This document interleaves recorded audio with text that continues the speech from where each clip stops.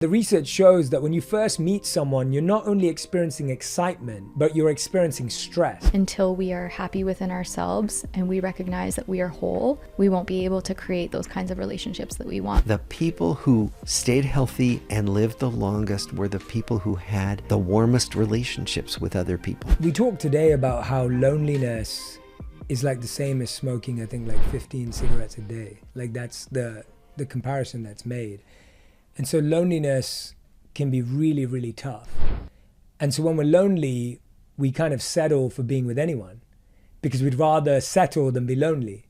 The pain of being alone is so strong that we'd rather just find a way to have someone else who makes us feel better.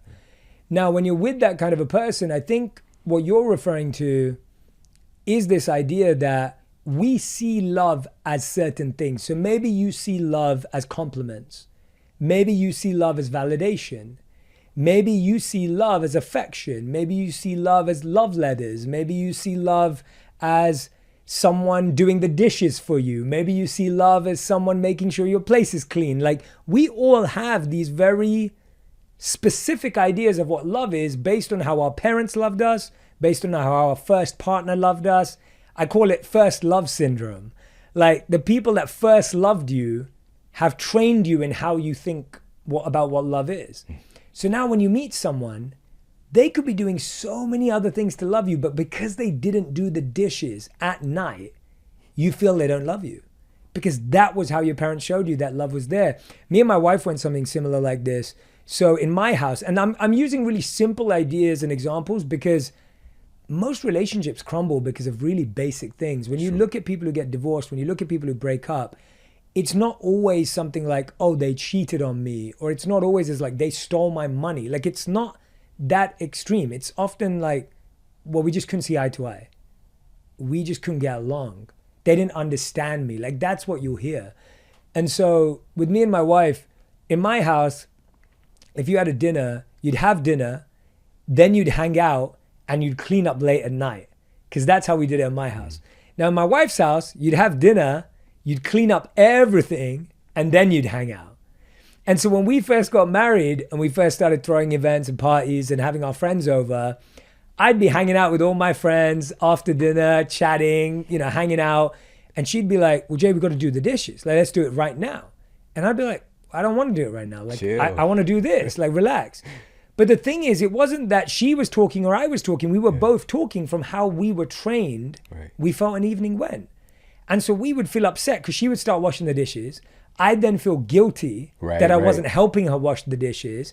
Then after the night was over, she'd be upset with me because I didn't help out. And I'd be upset with her that she was forcing me to leave our friends.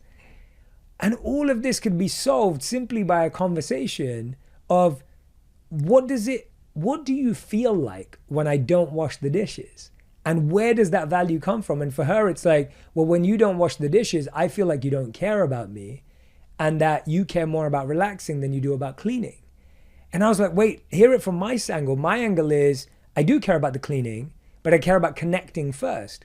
And we need to rebuild a collective value rather than bring our value from our homes. And so I often think about, in relationships, we often think we're bringing the bricks of our old home into a new home.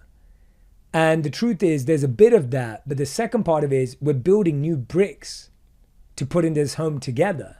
And that's what people don't often want to do. They want to bring their old bricks, but they don't want to make new ones. And so now the house is just made up of old bricks. And we've never found a way to build part of that home together. This has got Three Little Pigs vibes right here. Big time, man. I love that story. You know what? It's so interesting. You talked about even how we come together. Yeah. It's so strange in our culture. We don't really realize this, but you even highlighted something called the context effect, right? And so we're getting together with people under certain circumstances and we can have these kind of delusions of what it's supposed to be based on that. Some of the studies blew my mind. There's this incredible study that shows that when you go out on a date, if you're both holding something warm, you're more likely to have warm feelings towards someone. I was just like, wow. So that's why we say, let's go out for coffee. There's a reason why going out for coffee is a chosen drink because it's like, oh yeah, our hands are warm. We feel warm feelings towards each other. Some of those studies show that if you both walk out of a romantic comedy, you're more likely to feel you just crossed eyes with someone and you felt a spark or a connection. If you're at a wedding, you're more likely to fall in love or think that someone has affectionate feelings towards you because you're in that chemical zone, right? You're having those experiences. One of the ones that stayed with me the biggest was I was looking at the spark and chemistry because I think that's something that people pay so much attention to. And the research shows that when you first meet someone, you're not only experiencing excitement, but you're experiencing stress chemically.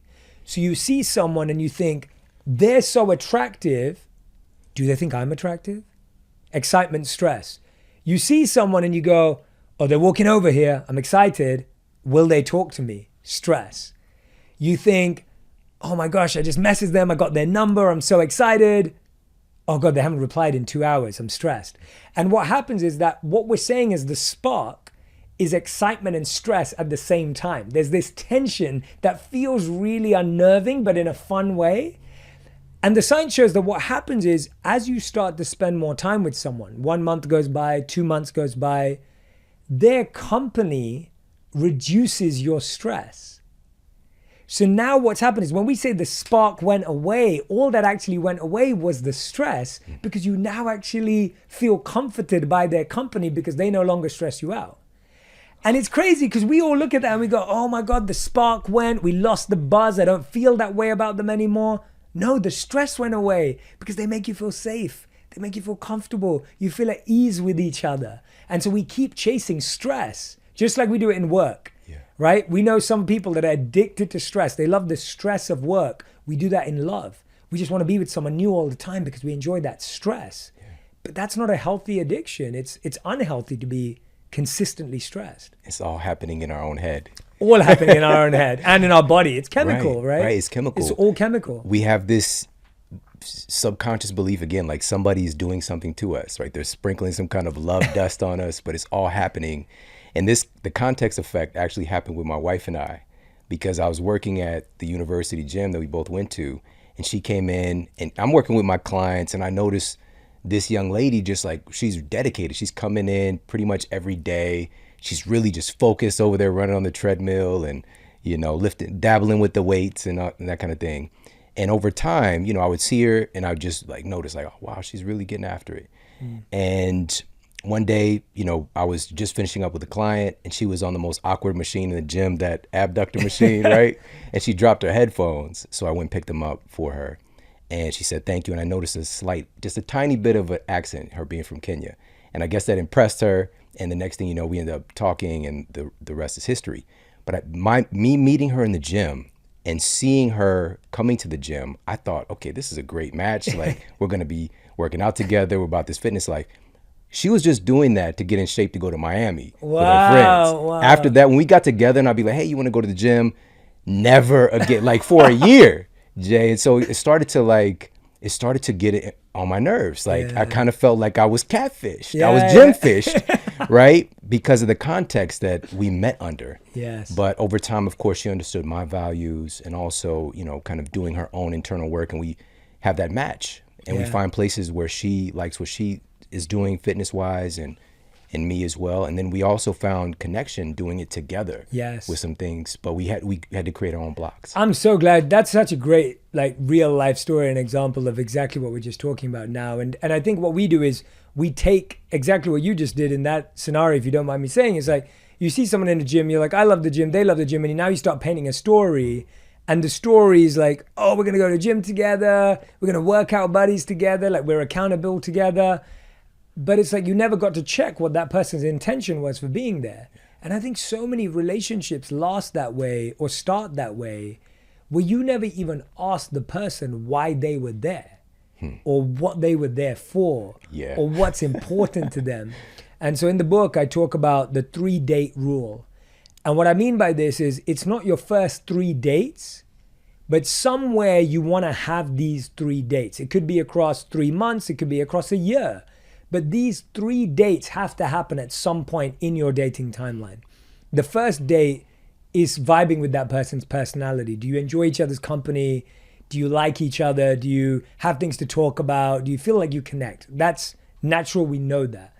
The second date that I don't think we ever talk about, it's what you just talked about, is do I respect their values?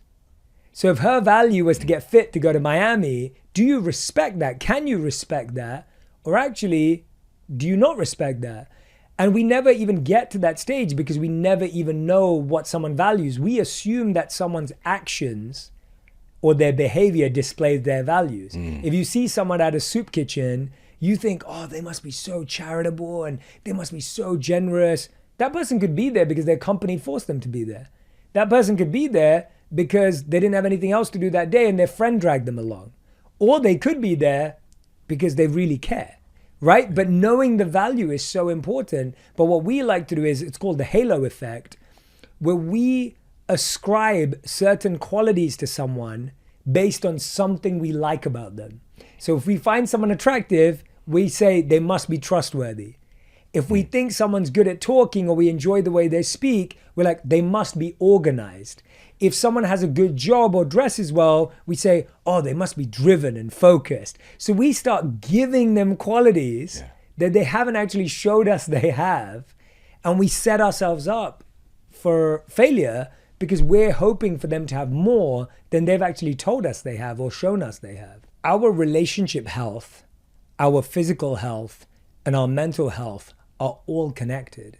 And so we know when our mental health's better, we can try and have better physical health. When our physical health's better, our mental health improves. We know that. That correlation is very clear. I think the connection that's been missed is how our physical and mental health impact our relationships and how our relationship health impacts our physical and mental health.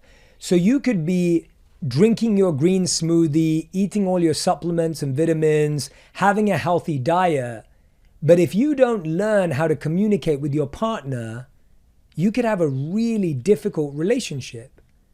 You can do all the things right for your body and mind, but if you haven't learned the tools and the skills to connect with your partner, that's not going to solve your relationship. You can have the best physique in the world. You can have the best meditation practice in the world. You can have the best prayer practice in the world. But if you don't learn the skills of genuine intimacy with your partner, all of that does not just transfer over here. And I think that's often the mistake. Everyone thinks, oh, if I meditate, then I'm a better partner. If I work out, then I'm a better partner. And I hear a lot of people are like, oh, I'm doing all the self-work, but my partner doesn't get it. They don't see that. And it's like, well, if you're doing self-work, that should make you more compassionate, more empathetic, more understanding of their pain. And the opposite's also true. You could have an incredible partner and an incredible relationship that has all the potential of being truly about love. But if you're not taking care of your physical and mental health, you can't show up for your partner in the way that you want. Everything could be perfect about this person. Everything could be right. But because you haven't figured out your own body and mind, you're going to lose this person. And both are true. And so I think we talk a lot about the connection between physical and mental health, but I want to add relationship health to that equation. Same with success. I say this to people all the time. It's like, you could drive whatever car you want. You could live in whatever apartment or home you want. You could make as much money as you want. But if you argue with your partner every night, none of that is going to feel worth it. You're going to be in that car arguing with yourself on the way to work. You're going to be in that apartment sleeping alone. And you're going to be making all that money not knowing who to share it with. And it's going to make it feel worthless. So it's not about not having a car or not having money or not having a home, but it's about this skill also needs to be invested in. And that's what I'm doing with this book is I'm saying it's a skill set. Just like there's a skill set of becoming an entrepreneur, just like there's a skill set of becoming mentally and physically healthy, please see your relationship as needing a skill set. Do not just leave it to, if I find the right person, everything's going to be right. Our outside world is a reflection of our relationship with our inner self. So if I have a crappy relationship with my inner self, if I'm judgmental of myself, hard on myself, not supporting myself, not lifting myself up, flaking on myself, breaking my word with myself, then going out and attracting a crew of people who are really supportive and really loving and positively reinforcing me and have integrity is more challenging because I'm not vibing at that level. Yeah, that's interesting. And so that's why we tend to stay in those more toxic relationships. And often they're familiar.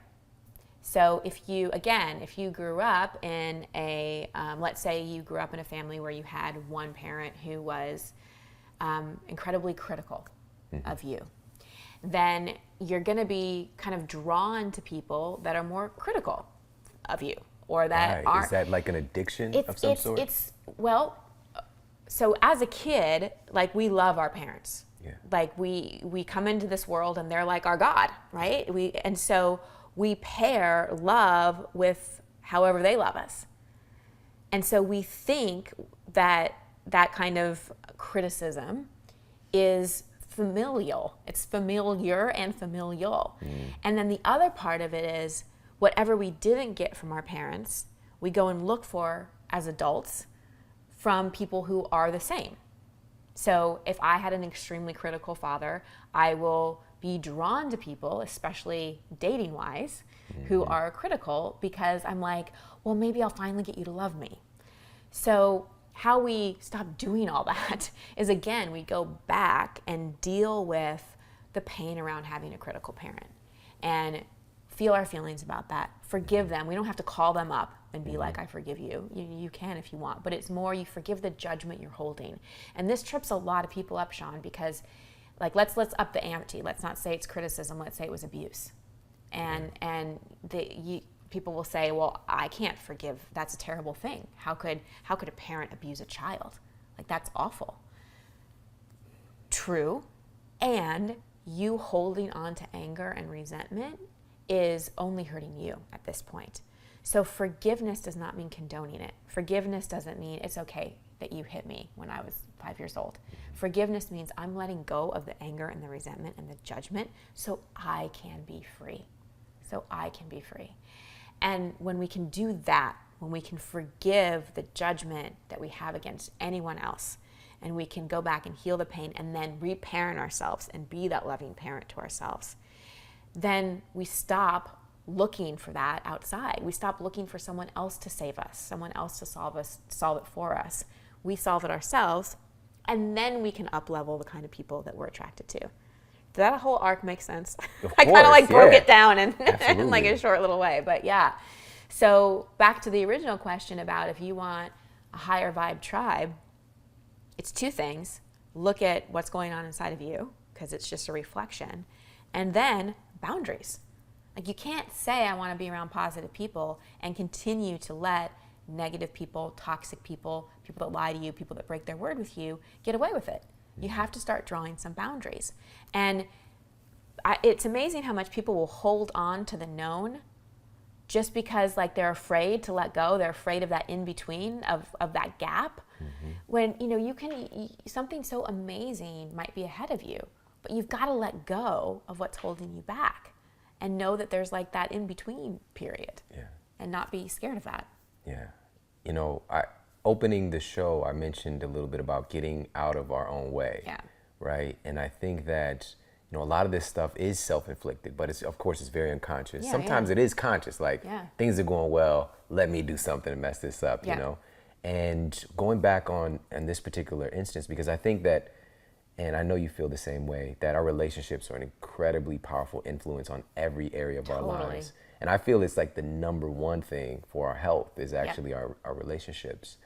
But I don't think that we often realize how, and I used this word earlier, how addicted we can be to things going bad. And I know it sounds crazy, but it's just like when you start to get outside of that kind of standard kind of comfort zone of just things not being ideal in your life, and you start to, like, things start going well, we'll do things to get us back to where we feel comfortable. Like, we get addicted to bad relationships as well. It's that saboteur that will come in, that because it's scary, it's unfamiliar, and it's amazing how many of us have that little voice, but it's a big belief of, like, do I really deserve to be happy? Am I really good enough?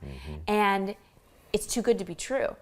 And we're so afraid of losing a good thing that we'll sabotage it first before, like, it can be taken away or it can go wrong. We'll sabotage it first because on some level we don't think we were worth it. And it's funny, like, I was opening a mastermind for a friend of mine last weekend, and it was a business mastermind, but we were talking about like what's the personal obstacle that's going to keep you from getting to the next level of your business. And this one woman said, I just don't know that I deserve it, And so I said, okay, so look around this room right now and give everybody a number, 1 being not deserving, 10 being totally deserving, of where they are on the scale. Just go around and assign everybody a number. She's like, I couldn't do that. I'm like, why? Obviously there's a scale because you're not deserving enough. So I just want to see how you rate things. She's like, no, everybody's a 10. I'm like, well, aren't you special? that everybody's a 10, but you're like, what, 4, 5? And sometimes we really got to look at our beliefs and call BS on them and go, why would I be any less deserving than anybody else? That's not the way the universe works. It's just our mind getting in the way. And so we have got to become a louder voice than the voice of our limiting beliefs. We have got to. And what really helps me is shifting that side of me and going, wait, like if I think I'm not deserving, then I've got to think that about everybody else. And I don't think that about the world. So why would I see myself that way? Wow, that is powerful. Something I was just talking about this actually with my wife yesterday, who's over there looking pretty and absorbing pretty. Everything. Physically and energetically. She's very, very lovely. So something that she really realized is that, dealing with relationships that she had where, friends who weren't like progressive or that were doing things that were, kind of just shady stuff and just things that she just didn't really feel good about. But she kept dealing with it over and over and over again. And then she realized that this was actually her. It was her ego. Like, I'm supposed to be the friend who's solving your problems. Yeah. Right? Talk about that. Yeah. Yeah. Well, that's another kind of identity we'll take on too, is a little bit of the caretaker, or like, oh, I know all this great stuff about personal transformation. I'll save you. I'll help you. Come with me. And one of the side effects of personal growth and raising our consciousness and our health is not everybody's going to come along. Not everybody's going to come along. And you have to be willing to let some people and some relationships go and know it's not your responsibility to go and caretake. Because that can be another compensatory strategy, is let me just go save all these other people, and then guess who gets the last straw? You. Again. Yeah. And, I remember one of my teachers saying this to me when I was going through my divorce. She's like, you have got to give people the dignity of their process. Like, people are ready when they're ready, and you've got to give them the dignity of their process. And we can't change people. The best way I think we can impact people is we change ourselves. It's like why the Gandhi's quote, be the change you want to see in the world, is my favorite all-time quote, because it just nails it. I'm like, nailed it. Be the change you want to see in the world. And then people can see it and decide to come along or not. Right. But it's not our responsibility to drag anyone. Yeah, and I can't state this enough that one of the most pressing and terrible things you can do to yourself with your life energy is to try to get people to come along that don't want to come, right? So you have to have the audacity to let people be, let people be who they are. And again, this gets back to that, what you stated earlier of,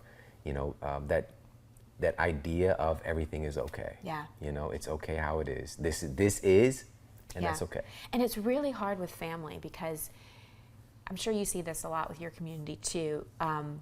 There's a lot of people that feel like black sheeps in their family. Like they're the only one kind of waking up. Yeah. And when it's your own family, even when it comes to like what they're eating and health, and like you go home and you're like, please don't eat that. Like, it's loaded with this and that and that. And they just keep doing it. Yeah. And we have to, again, it's back to that, give them the dignity of their process. Loving someone isn't changing them. Loving someone is accepting them for where they are, being willing to be open and vulnerable if they come to you, and just being the light, being the model of health, being the best version of you. I truly believe that is the best gift we can give anyone we love, or the world in general, is be the best version of yourself. And you only have so much energetic real estate. And if you're investing too much of it in changing other people, then you're not getting a high ROI on you, because there's nothing left. And how can you be the best version of yourself if your energy is scattered trying to save all these other people? Right. Oh my goodness. Thank you for sharing that, because just even hearing that in a different note, a different tenor for people, this is really, life is not all about you, but it is, like it starts with you. It is. And you can, I view it as being self-honoring. I am my biggest priority, and that may sound selfish. However, when I'm not my biggest priority, my health suffers. I can't help as many people as I can't do the work I want to work. My mood suffers. I'm more irritable. Like, everything suffers. And I love, Lisa Nichols. Of course, yes. So she's been on the show. I maybe she said this on the show. I'll repeat it because it's just so good. She has so many she just throws down such wisdom. She always says, I will only give to you from my saucer. So imagine a teacup, right? And that means her cup has to be full. And she will give to you from the overflow. And when I first heard her say that, I'm like, that is brilliant. And that's the way it needs to be. Because when we have a full cup and we can give from the overflow, then it's not depleting. It's just love. It just radiates off of us. I love that. And that's when you can just walk into a room. Like, I've had the experience where someone just walks into a room and they're so full of love for themselves, and they're living into their fullest potential and joy, and it just fills me up. Now, something else can happen when someone like that walks in the room. Sometimes we can feel jealousy or comparison. Come on. Sometimes. But here's why that's good. Here's what we can do with jealousy and comparison. Because a lot of people just try to stop feeling jealous or stop comparing just by just don't do it. And that doesn't work. It's like saying, try to not think of a pink pig. That's all you're going to think about. Right. That pink pig right there is a part of our show. Yeah. You don't even know. So whenever you're feeling jealous or comparing yourself to someone, it's a positive projection. So we've heard that if you really irritate me in some way, then it's something in me that I don't like about myself that you're triggering, right? That's a negative projection. But there's also something of a positive projection. So if you see someone that you're jealous of or comparing yourself to, you're spotting something in them that you have inside of you that you're not owning, that you're not stepping into, that you're not realizing. So whenever I find myself jealous of someone, I look and I'm like, why am I jealous? Like, when I look at you, I'm jealous because, and I write it down and I'm like, oh, I'm not stepping into my full confidence. I'm not stepping into my full self-expression. I'm not stepping into my joy. Yeah. So that's how we can use jealousy and comparison as a way to remind ourselves what we need to see about ourselves. Most of the time in an argument with another human being, you're not getting the present version of them right now in this moment. What you're getting is a reaction to a trigger that was setting off something from the past. Something that got them somewhere back here. There was a trigger, a landmine that you accidentally stepped on in this moment, and all of a sudden that past experience just exploded into this moment. And I think the phrase is, don't bleed on people who didn't cut you.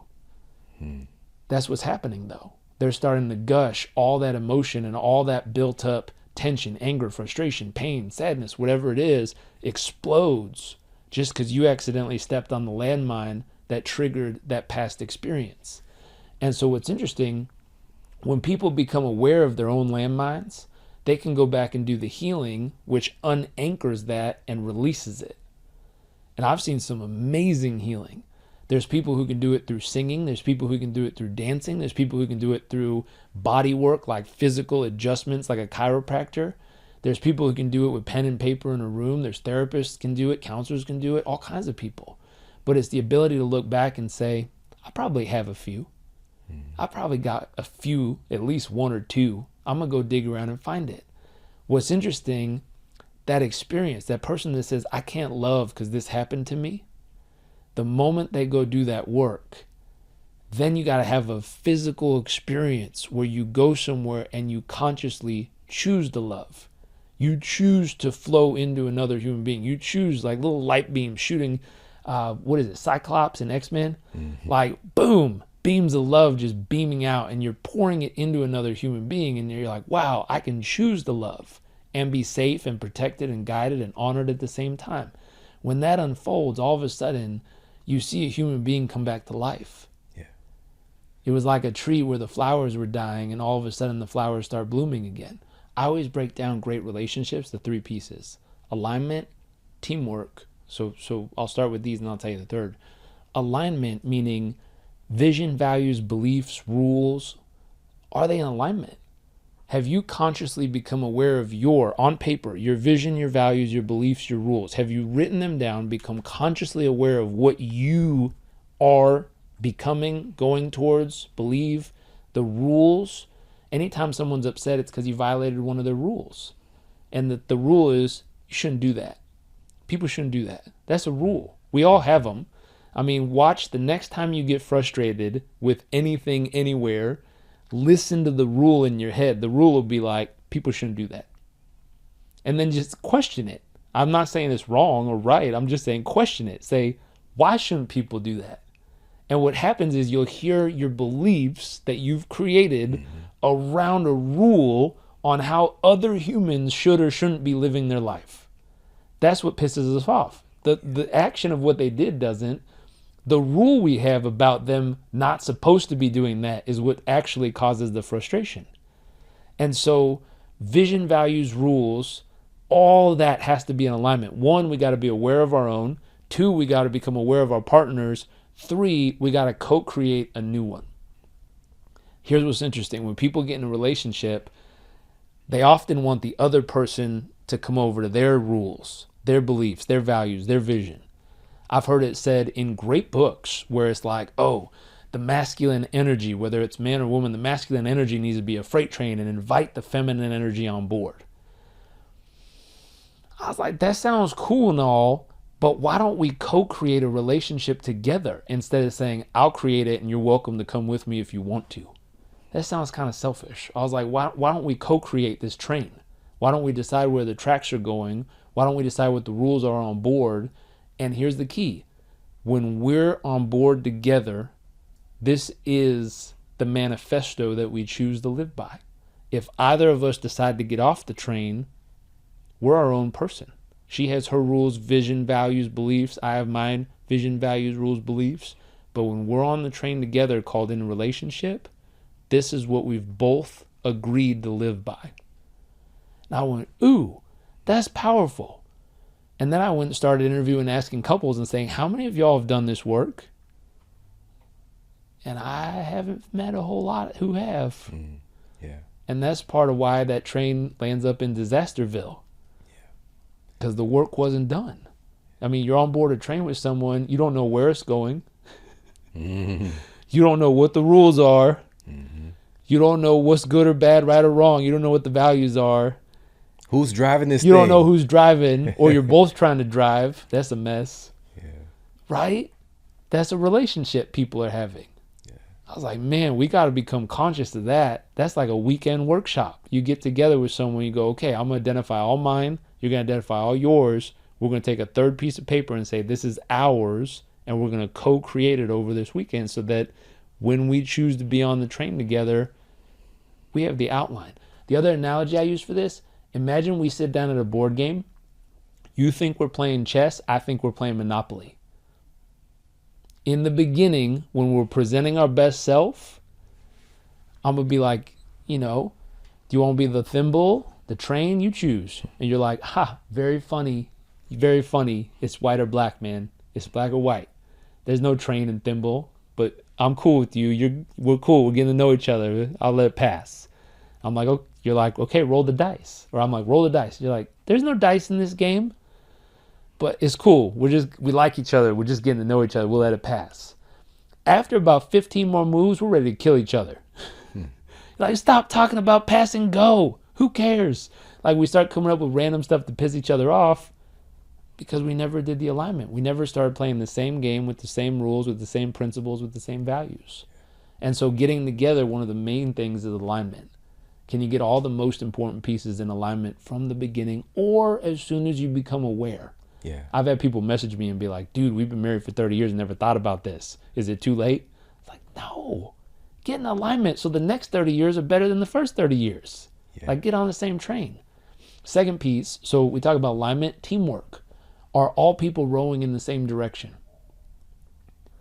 Teamwork's big, man. I mean, imagine getting in one of those dragon boats with like 15 rowers, except for 7 of the rowers are rowing forward and the other 7 are rowing backwards. And then the person in the front just keeps yelling, row. But doesn't give direction of which way or how hard or anything, there's no way you're going to win the race. And so that next piece is teamwork. Can we get everyone moving in the same direction or similar direction? Can we get everyone willing to put in the same amount of effort? Can we get everyone choosing to show up and do the work together?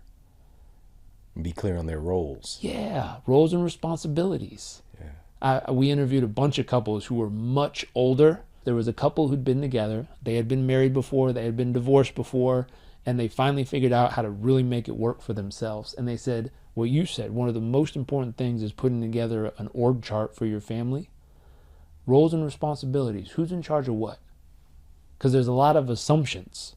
Well, you're the mom. You should be in charge of that. I'm the dad. I should be in charge of this. I mean, people assume things, which means if you did that in the workplace, the ball would get dropped. A project wouldn't get done. People be like, hey, what happened to the IT department? It's like, I don't know. Thought you were in charge of that. Just gone. And so in a family, it doesn't feel very sexy, warm, fun. It doesn't feel very romantic. But it's amazing when there's clarity on it, how much smoother everything goes. And you'll find stuff that you want to do, that you get to do. You'll find stuff you don't want to do that you get to do. And then you'll find stuff that you can, at different times trade with each other. Yeah. And say, hey, I know you don't love to do that. I have space. I'll do that for you. And that's a gift you can give your teammate. You can say, hey, I got you on this time. I got you on that piece right there. I know you're willing to do it, but you don't love to do it. I'll take it for you when I can. And it's a way you can actually give gifts to each other constantly. Yeah. So alignment, teamwork, third part's communication. Communication. There's so much that's been done in this category, and it's one of the fastest ways to screw up a relationship. Just miscommunication. I've learned the number one rule is check how much sleep the other person's getting. If you want to get a real bad fight, just don't get good sleep for a few nights in a row.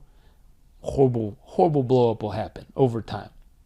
So number one, sleep. Are they their best selves? Sleep, exercise, nutrition. If those are peaking, they're absolutely at their prime and there's still tension, then we go into, do they feel like they are enough? Do they feel like they have enough? Do they feel like they're loved enough? Which of their three buckets aren't full right now?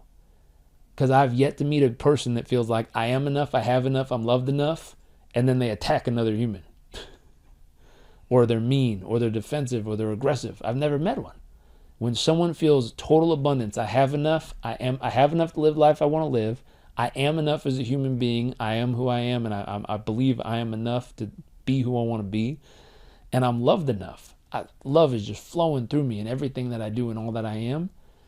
Those people just want to help other people and like pour over into other humans.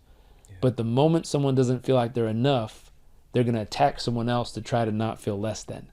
The moment someone doesn't feel loved enough, again, they're going to be all peculiar in their behaviors because they don't feel that love internally. It's not abundant. Therefore, they're going to try to get it from somewhere else. And have enough. Again, if someone feels like they don't have enough to live the life they want to live, which is a big thing right now with money, if people don't feel like they have enough, they get real peculiar in their behaviors quickly. Yeah. And so communication, first, check in. Where's this person at? Do they feel like they have enough, they're loved enough, and they are enough? Did they get enough sleep? Have they eaten? Have they worked out? They're their best self? Okay, good. Now, there's two pieces of communication that have been unbelievably helpful from two different sources. One comes from imago therapy, and it's a way to listen. It's a way to listen. There's 4 steps. Number 1, listen. and you're going to, after they're done talking, you're going to repeat back what you heard. You're going to acknowledge what they heard, and then you're going to empathize. So 1 is listen. 2 is repeat back what you heard. The third part is you're going to acknowledge it. I can see that. And then you're going to empathize. Man, that must feel like this. I was like, there's 4 steps in listening. I was having trouble just listening, especially if my wife accidentally stepped on a landmine and my brain's like, that's not true. I need to tell you my side of the story. I stopped doing step 1, which was just listen. And so there's 4 steps to listening. Now there's 3 steps in sharing. This was the other part. I forget who this one comes from. I think John and Julie Gottman. 3 steps in sharing. When you did X, that made me feel Y, and what I need is Z. So specifically, like when your feelings are hurt, when the rage monster is boiling, when you can't see straight, like you're about to turn into the Hulk. I feel blank, and you got to use an emotion. I got called out when I was in my level 1 course with the Gottman group because I said, I feel curious. And the guy looked at me and he's like, curious is not a feeling. Tell me how you feel. A feeling, an emotion. I was like, curiosity could be an emotion. He's like, no, it's not. Keep trying. I said, what do I feel? I said, I feel lost. He goes, closer. He's like, what's the feeling? I feel uncertain. He goes, there you go. And he goes, I feel uncertain right now. And he goes, why? What happened? And I said, I feel uncertain. When you did this, it made me feel uncertain. Or I chose to feel uncertain when you did this. And what I really need is a little bit more information right now. And he hit the other side. Sounds like you're feeling uncertain. He goes, yeah, I could totally get why you might feel uncertain right now. It's a lot of information you're learning. Man, feeling uncertain probably doesn't feel very good. I mean, I'd feel kind of uneasy too if I was in that position. How can I help? I was like, oh, wow. Now what's interesting, I took this home.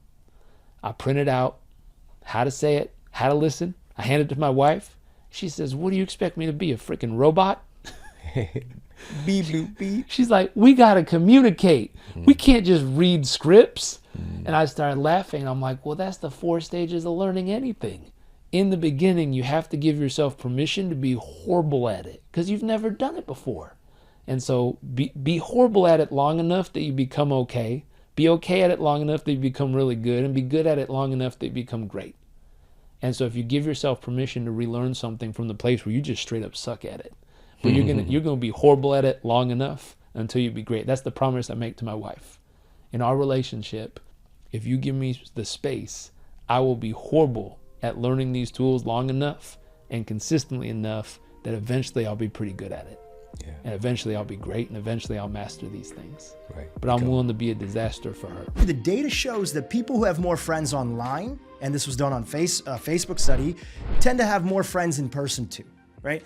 The challenge becomes when we trade our online friends for offline connection that's there. So I don't want to throw social media under the bus, because the truth is I wouldn't get a chance to meet you, your lovely wife, your kids, if it wasn't for social media connecting us. And some of my deepest, most beautiful friendships have come from first connecting online. But we don't want that to be the only source of connection. Yeah, I totally agree with that, man.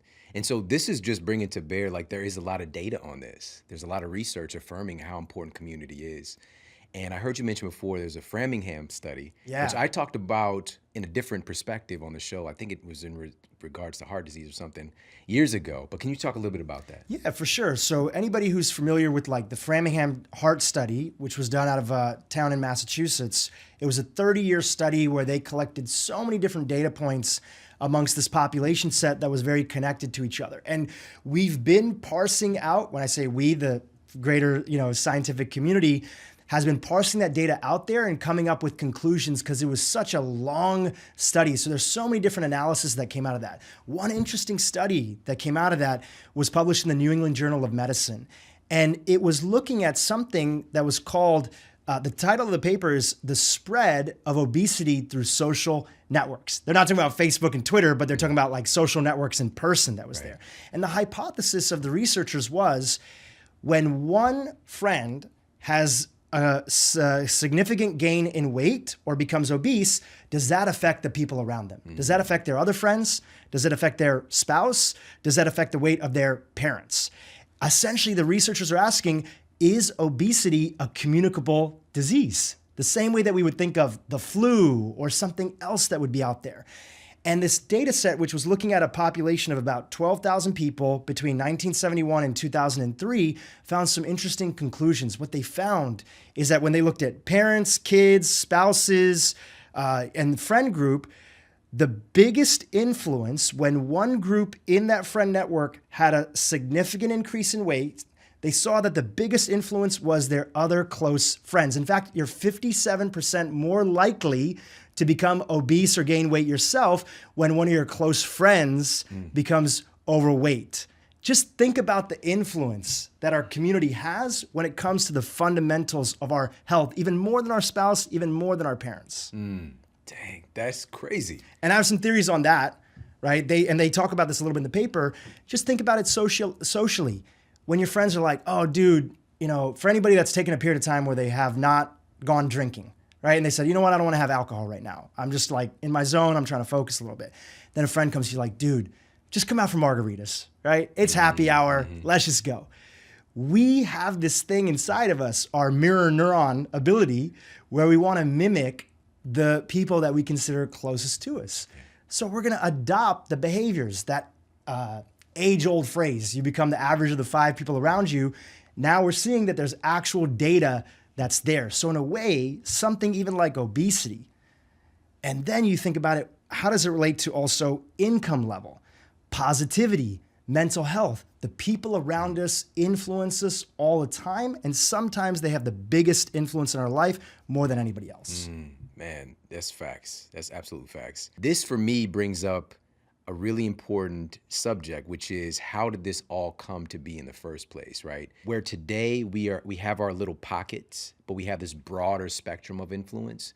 But humans evolved in cultures and subgroups of friends and community that we depended on. So let's kind of take a step back, and talk about how humanity, like we're dependent, we're codependent creatures. It's in our DNA. In fact, it's so true. No human being could survive on their own. That's why one of the greatest fears in this day and age is people feeling like not liked by others. That's been programmed into our DNA, or being ostracized from community, or what do other people think about me? Because part of that was our DNA, our genetics are designed to say, well, if I get kicked out of the community, my core survival is at risk. If you go back far enough, no human being could survive. Now it's a different story, and we'll get to that, without being part of a village. You couldn't fetch water, chop wood, hunt, and survive and create shelter, or your chances were greatly diminished if you wanted to have a longer life that was there. So we needed each other. So reciprocity, a village, taking care of each other, looking after each other, having each other's back, working through conflict was built into the DNA of humanity. Then as technology came, and it's brought us so many incredible things, and I don't demonize it at all, one of the challenges is where community was baked into our survival, we have something interesting happening right now.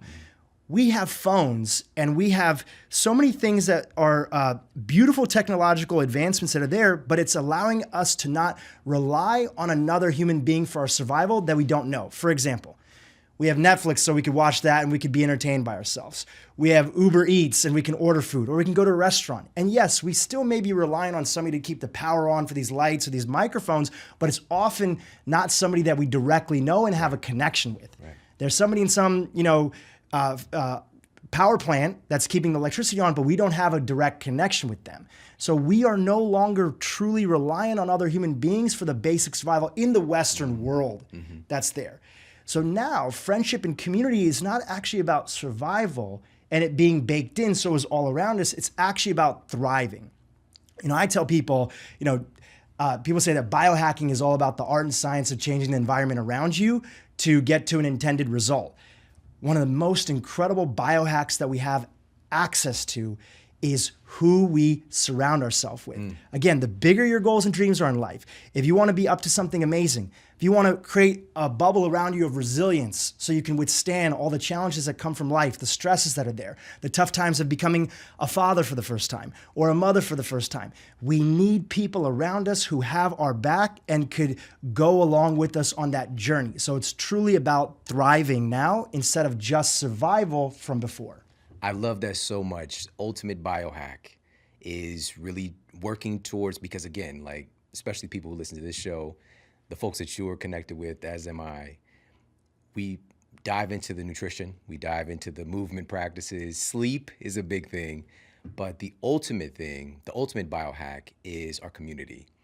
And with that said, I think it's important to take a step back and look at, you said something really remarkable I don't want to look past. We're hardwired to care what other people think, right? We're hardwired because evolutionarily speaking, if we were outcast or not liked by our tribe, this could mean our survival is at risk. Whereas today, we've got hundreds, thousands, potentially millions of people judging us.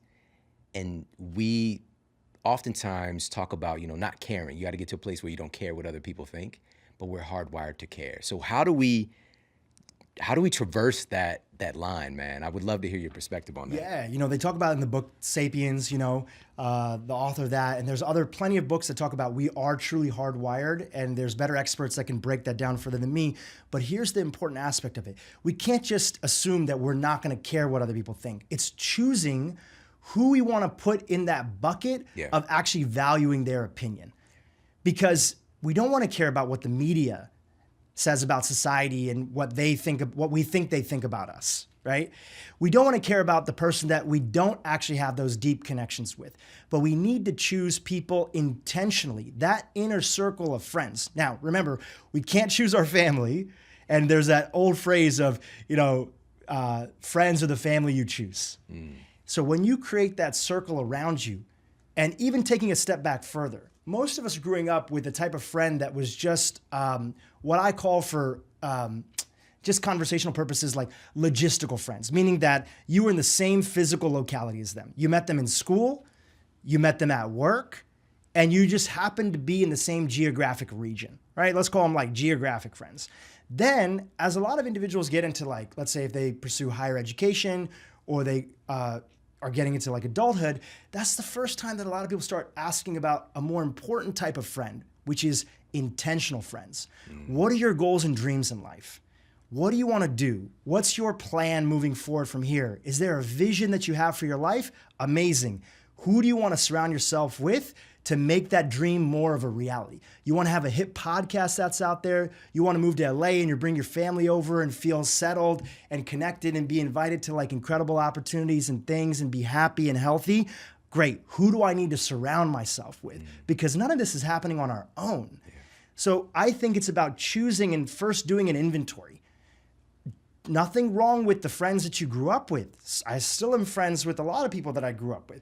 But then ask yourself, are they meeting your needs of where you are right now? Are they intentional and purposeful friends? Because when you choose friends intentionally and purposefully, then there's no problem in valuing their opinion and caring what they have to say, because you know that they have your back, and anything that they share with you or give to you or feedback that's there, or even sometimes criticisms, which we all need sometimes, it's coming from a place of truly lifting you up for your highest good. Yes. Man, I love this so much. Listen, for a lot of people, and I know that I've been in this position as well, I had my friends when I was a kid, but today as adults, I know that a lot of adults say that, it's harder to make friends as adults. Why do you think that is? Yeah, it's harder because when you were a kid, you didn't overthink it and you didn't have a lot of resources. You couldn't drive. So you had the community, you had the people that were in your neighborhood, and that's all you had. So you either did it or you didn't do it. Yeah. As adults, what happens is that, first of all, just like you moved a lot as a kid, what happens is that when people become young professionals, in this day and age especially, they're moving once, maybe twice. So now, instead of having the same friends that you had in college, whether you went to college in the city that you grew up in or not, you're forced to make friends in a new environment where it's not built into it. In college or university, if people have gone, it's kind of like everybody's doing a shared experience. Everybody's new. Everybody's trying to figure it out. Yeah. Same thing with high school and middle school. You kind of are in a capacity where it's baked into your living. As adults, the place that people have that the most is in the traditional workforce, right? If they're in corporate America or they're working in an office, but that's still, you're choosing between a very small set of people. And what you bring up is something very important, is that nobody really taught us how, as an adult, to intentionally make friends. And it turns out that it's a lot like dating. You got to ask people out. which sounds funny to especially a lot of guys, but it's literally you're taking somebody out and you're saying like, hey, let's play tennis. Let's do this. You're putting out a possibility and an opportunity of hanging out together. And, my friend Lewis Howes, who I know you also know too, he says, if you have a hard time imagining, if you're in a town that you don't know a lot of people, you just moved there, how do I even begin to find these individuals? Well, I have two tips for those people. One is a quote from Lewis, and he says, go to where people grow. If you have a growth mindset, if you're listening to this podcast and you want to better yourself in every aspect of your life, then you also want friends that are at that same level too. So in your local town or community, where are people going to grow? Is it that local Toastmasters? Is it somebody who's invited you to a dinner party of people who are into like a particular book or book club that's there? Where are people going to grow? It could even be that local yoga class or fitness studio or CrossFit or whatever people are into. The second action item is this. When I hear people saying, I can't find the right friends, or I just moved somewhere, or I had to fire my old friends because they were toxic. You see a lot of that on Instagram these days, and I don't have new friends that I've replaced them with. I say, think about the last 6 months. Pull out a sheet of paper. Make a list of just anybody interesting that you met. Usually when I sit down and I have people pull out a piece of paper and actually make a list and go through their calendar, okay, where was I last month? Where was I hanging out? You know what? I went to the movies with a buddy of mine and we ran into somebody interesting and they were an author and I thought, I always want to write a book one day. I never followed up with that person. There's somebody interesting in the last 6 months that you met that you didn't follow up with. And if you just followed up with them and put out an invitation to do something, go on a hike, play golf, do yoga, do a workout together, grab coffee, that's step one in making intentional friendships. So much of our culture really does tell us that there's somebody outside of us that we're waiting for to come and complete us and make us whole. And so we've all sort of been wandering around with this idea that, I'm looking for my other half, like I'm half a person. And we also have a lot of these beliefs that we're broken somehow. And really, when we're operating from that place, there's no way that we're actually going to call in a healthy, aligned partner because we don't know who we are and we don't know what we stand for. And so a lot of this book is really a reclaiming in relationship to self. And knowing that when our relationship to self is anchored in truth, then our relationships to everybody else will be anchored in truth, right? So it's that foundation that we live from. Like I said, there's so much media influence and cultural influence that tells us that we're waiting to find the one in order to be happy.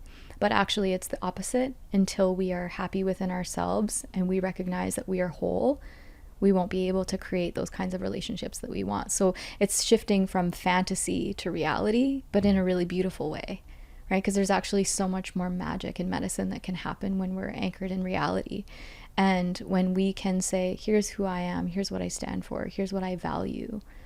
And we go out into the world from that place where we're emanating our essence, and then the right people can really come into our lives. And I had so many experiences through childhood and growing up in really dysfunctional, chaotic environments that shaped my experience of love and relationship to be really chaotic and dysfunctional. You could almost not even call it love, right? It's just repeating trauma patterns.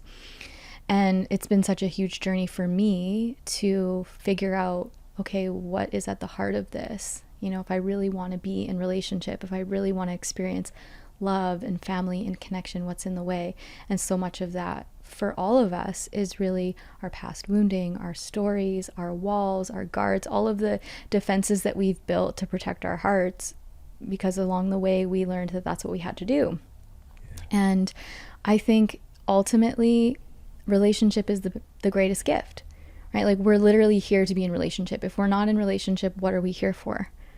Like we know that our health improves when we're in relationship. We know that one of the leading causes of depression is loneliness. And that's not just to say romantic relationship. This is just friendship, family connection, community. Like it's literally wired into us. We need it to survive. And yet we don't prioritize it, or we approach it very nonchalantly.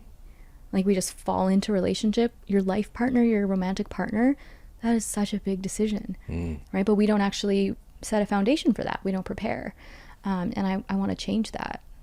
Yeah, that's power. Like the way you even said that, it's remarkable, because we're not we abandon logic in a sense when we're doing the relationship thing, you know. And love has its own logic, emotion has its own logic, and this is even speaking to the communication and connection that we have just within our species, you know. Like some of the conflicts that I might have with my wife, which, you know, she's my best friend, you know, she's amazing, but it's me. I tend to be very logical and like analytical, and just, you know, that's just how I roll.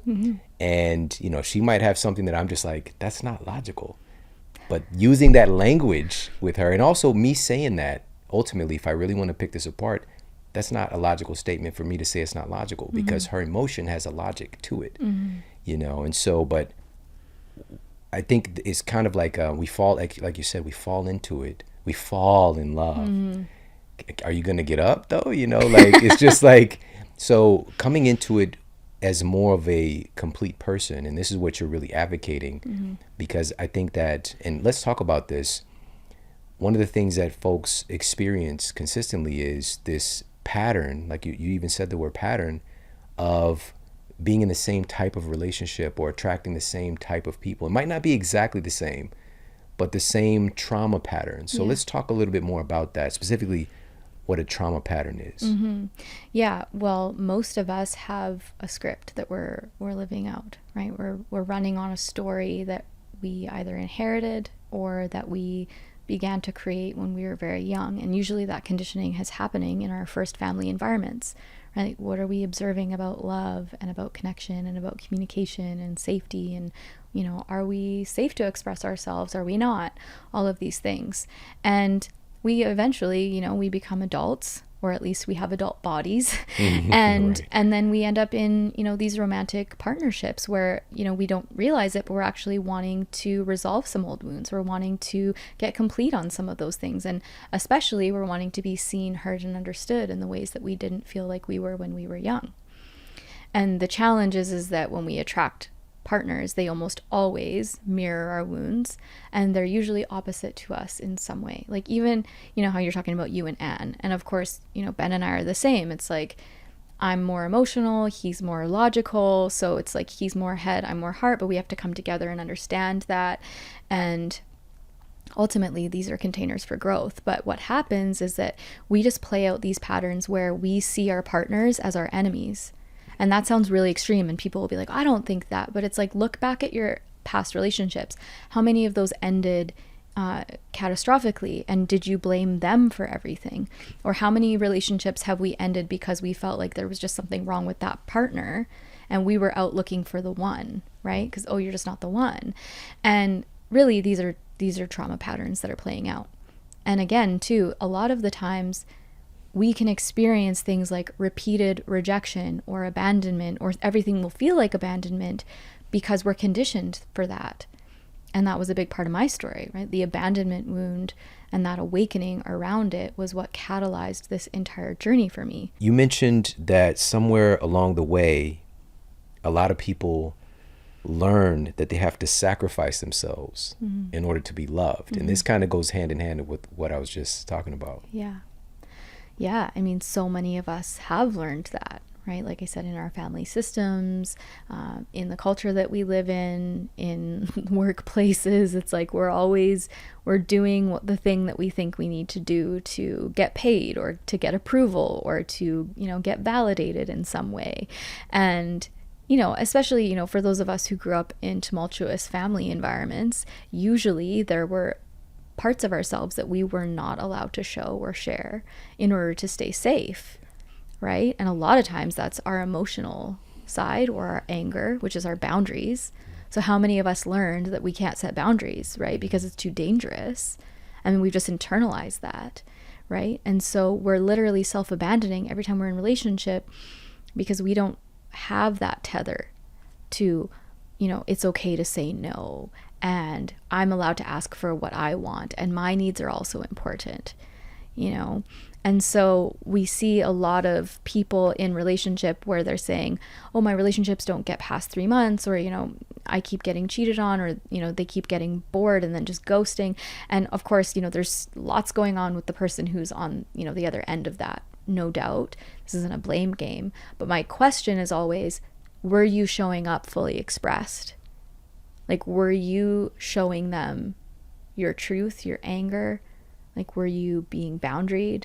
You know, because in my experience, when a person shows up fully authentic and they know who they are and they have boundaries and they have things that they love and that they're passionate about, we're just drawn to those people, right? We're just like magnetically drawn in.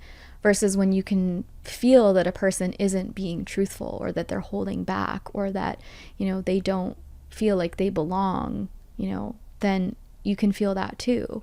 And so we really have to look at the ways that we are not honoring ourselves in order to try to get love. Because the kind of love that we're going to get when we're selling out like that, it's not real.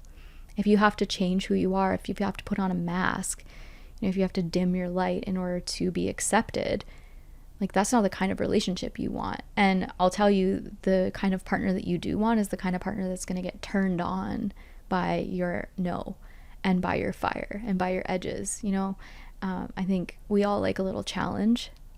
And a good, healthy relationship should challenge you. It shouldn't be easy all the time. It shouldn't always be yes, you know, and there should be some negotiation. And I think that's part of what keeps the spark going, is both of us showing up truthful, even when that means that there might be conflict. I want to talk about, because you get very granular in things, and a healthy relationship, or a healthy inner relationship, and you outline what some of these ingredients are in building that healthy inner relationship. And I want to go through a few of these. One of them is building confidence and self-trust. Let's talk about that. Yeah. When we don't believe in ourselves, when we don't trust our inner instincts and our red flag, you know, gut messages where something feels off or something doesn't feel right, then we're more likely to allow situations that are not serving our highest good. You know, when we aren't confident, when we think that we're less than, we're more likely to draw in people who will take advantage of us, or who will, you know, belittle us and not see us in our highest light. And again, it's tough with this stuff sometimes, because people might hear that and think that, oh, it's my fault that I was victimized, but that's never the case. That's never what we're talking about. But what I am saying is that the energy that we're carrying and the beliefs that we're carrying about ourselves are going to show up in the people that we let into our lives. And we have to be able to trust our bodies, to trust our guts, and to really be connected to ourselves so that we can say no when we need to say no, right? Like, the classic example is somebody who really wants to be in a relationship. If you really want to be in a relationship, but you don't think you're worthy, or you don't think you're good enough, or you don't have confidence to listen to your body, then you might just say yes to anyone who walks through the door, right? Because maybe you don't think anyone else is going to choose you, versus knowing who you are and having the confidence and the clarity to qualify a person. So it's like going from the being in the seat of waiting to be chosen, versus I'm the chooser here, right? So I'm going to choose whether or not this is a relationship that I want to engage in, versus going to a date and saying, oh, I hope they think I'm pretty, and I hope they like me, and, you know, I hope I don't say the wrong thing so that they'll want to be with me. How do you even know if you want to be with this person? You haven't asked any questions. You haven't qualified them, right? Do they align? And so I really invite people to tune into their bodies and to really listen. Like, how does your body feel right now when you're with this person? Like, do you feel relaxed? Do you feel constricted? Like, is it easy for you to laugh together? You know, like, how in yourself are you right now? Or have you just left the building? And so that's really one of the first things that we want to take a look at, you know, if we're in that process of looking for partnership. And another one of these for creating a healthy inner relationship is staying true to your values. Let's talk about that one. Yeah, I mean, core values is a really fundamental piece of who we are, right? If we know what we value, then we know what to say yes and what to say no to. And that reflects our environment, how we treat ourselves, how we treat other people, how our relationships to our bodies and to the planet look. It's everything. And so many of us don't ask ourselves, what do we value? We don't know. And so a lot of times in relationship, we're actually just behaving like animals, right? We like get turned on by somebody and then we pursue it because we feel turned on, right? We find somebody attractive and they turn a light on for us. And so we pursue that as if that's the end all be all. And entering into conscious relationship space, that might just be one piece, right? Of course, attraction and chemistry is important, right? We want to feel attraction and chemistry with our partner.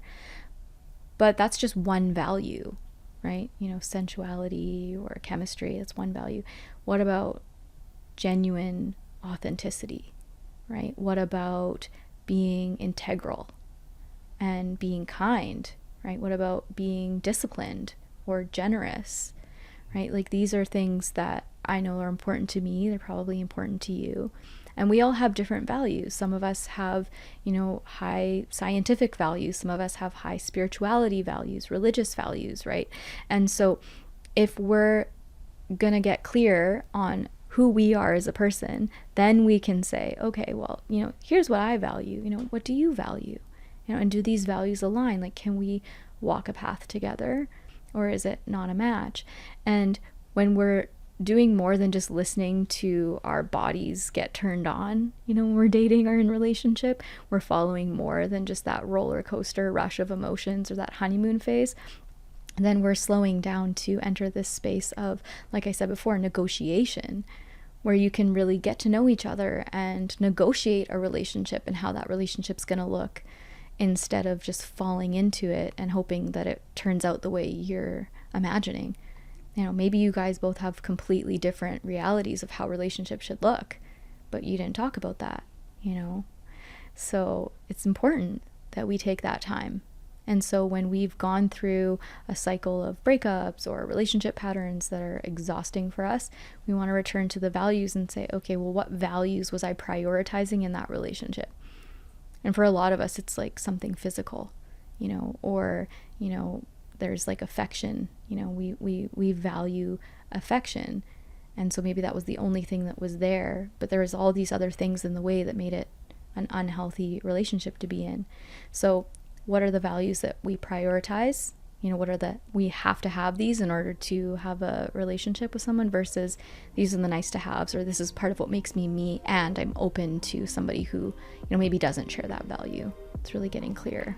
So when I had the opportunity to take over this study that had tracked hundreds, now thousands of lives for so many years, I thought this would be the coolest thing to devote my time to. This is so unusual that a single study of the same people has lasted 85 years. But the thing that surprised us was that the people who stayed healthy and lived the longest were the people who had the warmest relationships with other people.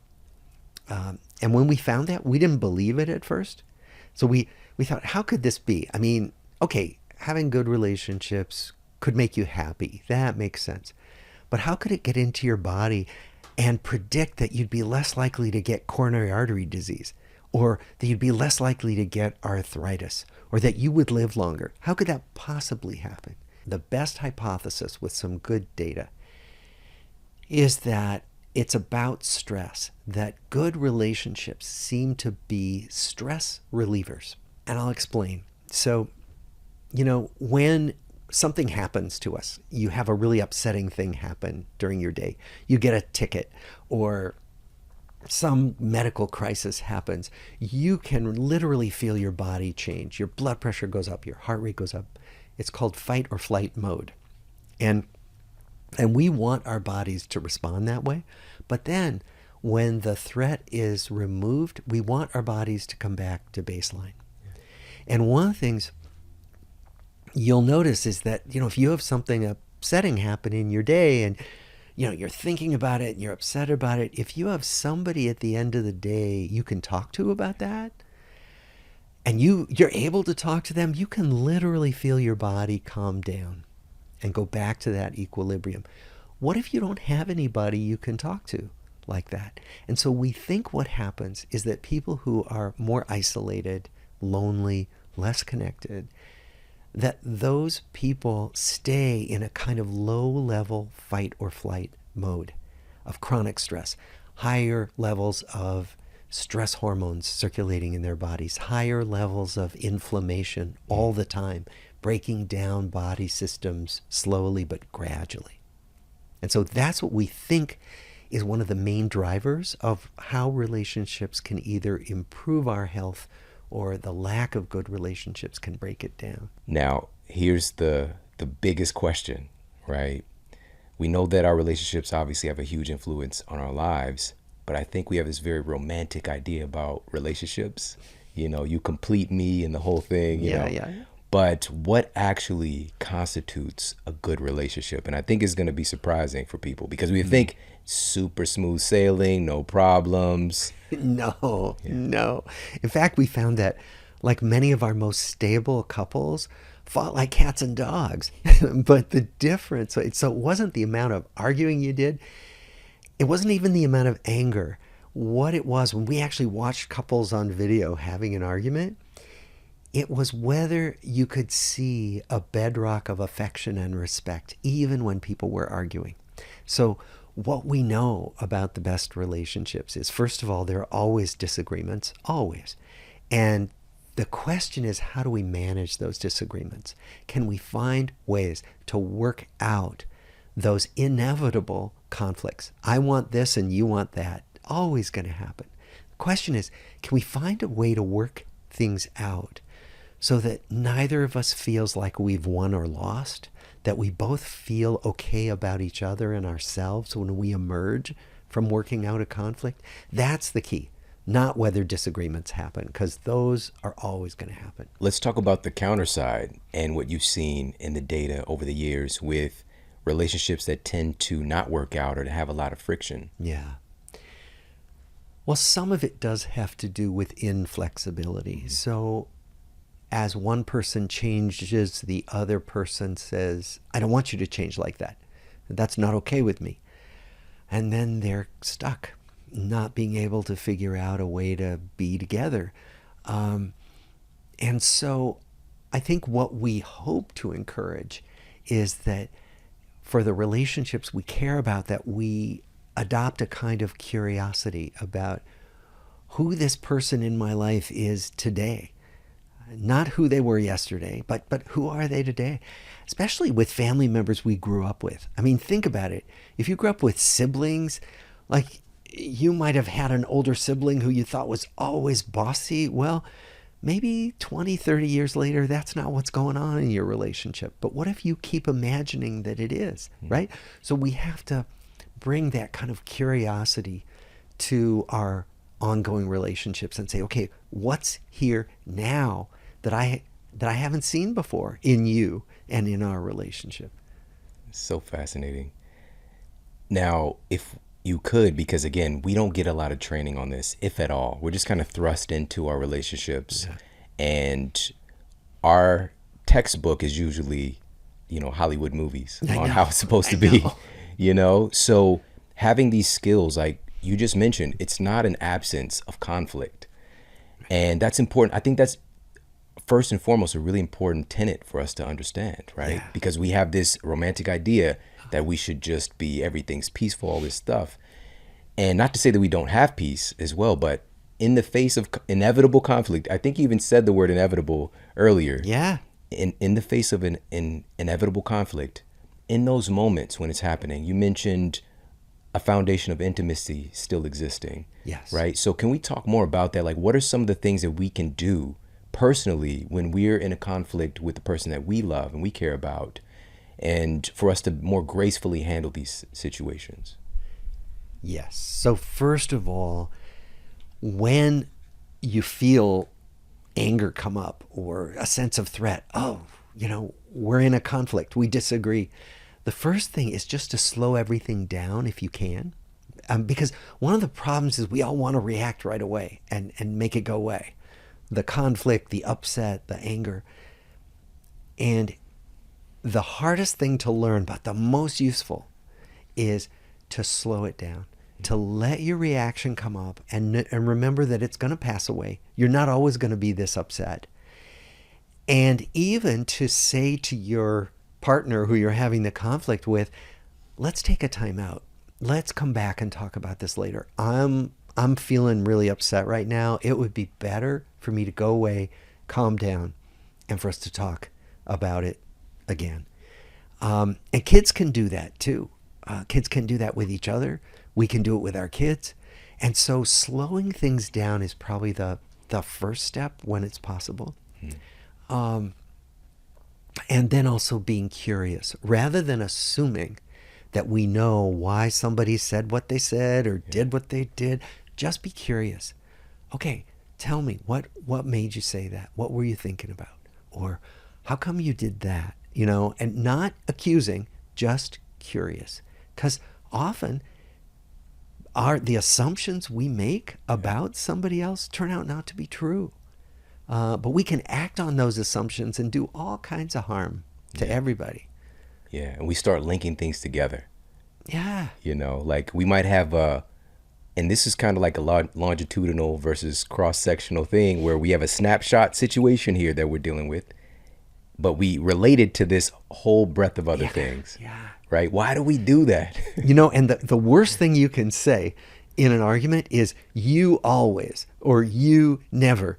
Nobody always does anything. Nobody never does. It's, you know, it just doesn't, there's no always, there's no never. But what we do is we say, okay, it's always been like this. You always say those things, right? Mm-hmm. You know, not true. So one of the pointers is to just take this moment and this incident for what it is, not as some global confirmation of the eternal truth. Yeah, we talk about this in my relationship with my wife about not speaking in extremes. Yeah. Right? Because we tend to do that, but to catch ourselves doing that. Yeah. And also something super valuable. It's not just for us to, I think awareness is so powerful, obviously, to be aware of how we're feeling and start to question ourselves, right? To be curious within ourselves too. But externally, yes, asking questions, being curious is so powerful to find more clarity because we come to our own assumptions and paint these whole stories. But also internally being curious about, for example, like if I'm having a conflict with my wife, my best friend, we love each other so much and just love being around each other. For me to be aware of like, what is her state? You know, like maybe she's being sensitive about a thing or, you know, whatever the case might be. And just like, did she have a tough day? Is she stressed? Whatever. For me to start to paint her in a better light rather than like somebody who's, I'm a victim. Right. All of a sudden. Right. Right. So what about that capacity to just be more, I guess that's that's an extension of compassion and understanding. Yeah. You know, and as you said, you have a gratitude practice. So one of the things, if you can bring yourself to do it in the moment, is to remember all the things you're grateful for about this person. Wow. Yeah. Like, wow, what if I never saw her again? Oh my gosh. Right. And so even though she's just made you mad, right? Yeah. The other thing, you know, as you were saying, you can start to ask yourself questions like, what's upsetting me so much about this? Why am I getting so worried about this? If I think that she said something a little nasty, okay, it happens. Why am I so upset right now? You know, because that's another way to just slow it down and to be more curious about what's going on. Yeah.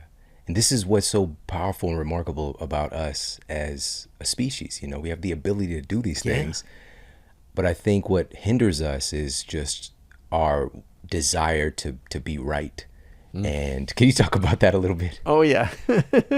There's another Zen quote that I'll use because I love this quote and it helps me a lot. In Zen, we talk about beginner's mind, trying rather than to be right and to assume that you know what you're talking about, to bring that kind of awareness of there's so much I don't know about any situation, including my relationship with this person, right? It's called beginner's mind. And so the encouragement is bring a beginner's mind, a know-nothing in the best sense mind, to your next encounter with somebody you see all the time. And the saying in Zen is, in the beginner's mind, there are many possibilities. In the expert's mind, there are few. So if we think, well, I'm an expert in this person, you've kind of closed off a lot of possibility. Hey, if you like this video, make sure to check out this video right here. That means our children are not allowed to be in that pure essence. They're not allowed to say what they feel if it's going to hurt mom or dad. And that's really dysfunctional. That's why we grow up to not know who we truly are.